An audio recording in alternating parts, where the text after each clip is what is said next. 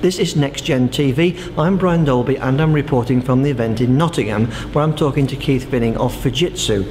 Keith, Fujitsu, long-term supporters of this event. What's the value it brings to you and the organisation? You know, the NextGen organisation really does bring us value because it allows us to tell all of the people here about Fujitsu, what we do in the UK, and it also gives me the opportunity to find out what their needs are, so that we can then fold them back into our plans and make sure that we meet their requirements in next generation access networks. So that your solution is absolutely as thought of all the things they've come up with as problems potentially. Well, you know, we won't do it on our own. Absolutely. And they've got some good ideas that we won't have thought of, and if we can work with the county plans to make sure that everybody's needs are required, then we can make sure that we're designing solutions that are fit for purpose. Yeah, that's all important. And of course the other thing is, I've noticed this morning, there's a real feeling of a gathering of pace for these networks now. That's really starting to happen, isn't that? Well, you know, it's a buzz.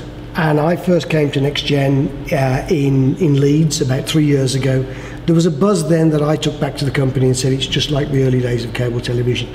That buzz, that momentum has grown, and now today I think it's, you know, we're on the verge of something really happening. And why do you think now? Well, it's all down to do with the fact that the government has put the funding in, of course, and you know, funding brings funding. So Fujitsu and others have said, well, we will help with our part in that, and so therefore that actually builds the momentum. The BD UK trials and also the rollout over the next 5 years will really make it happen. Keith, thanks very much for talking to us at NextGen TV. Thank you very much, Brian. A pleasure.